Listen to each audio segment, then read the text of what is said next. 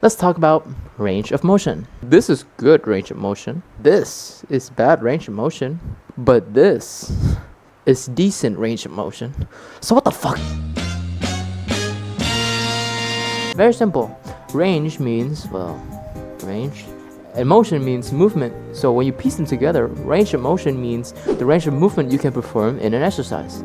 For example, this guy's doing incline bench press, and this distance is the full range of motion of the exercise.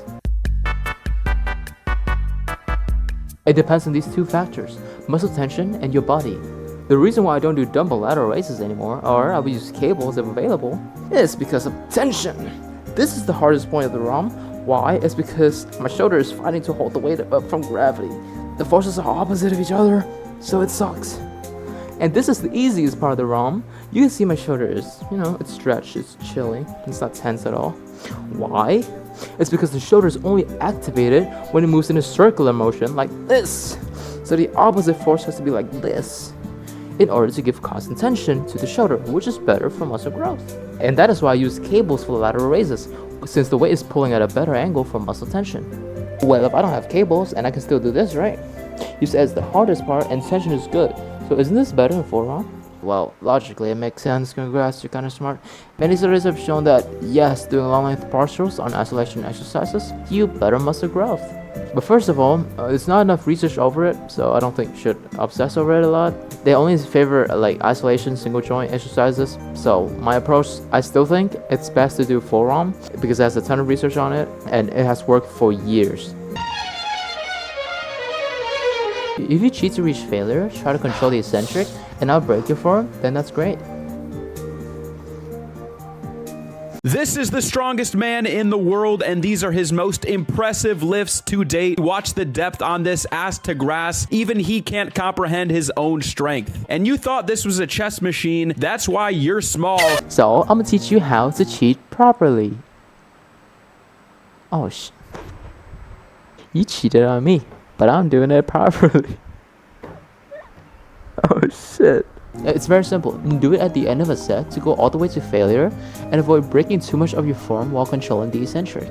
It gives you time under tension, helps you reach failure, and is recommended only on isolation and lighter compound exercises. And on the ego lifting side, you have high risk of injuries, you look stupid to knowledgeable lifters, and last but not least, all pain, no gain. I'm built different. Yep, he's right. He's built different, I'm built different, you're built different. Like literally. Because a perfect form is just a general idea for the form that works in general for the general population. And so it's not personalized and or optimized for one exact person. For example, some people's skeletons simply won't let them squat ultra deep without tons of lower back rounding. So when deciding what full range of motion means, it is important to keep your own mobility in mind and avoid the more is always better trap.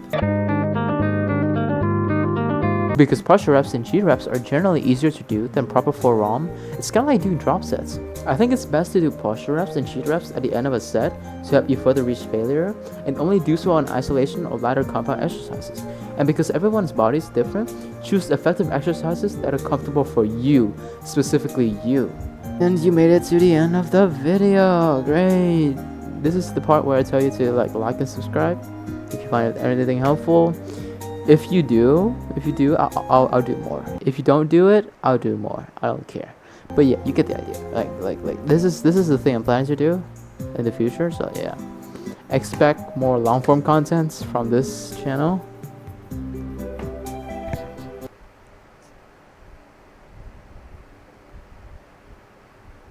How to cheat properly.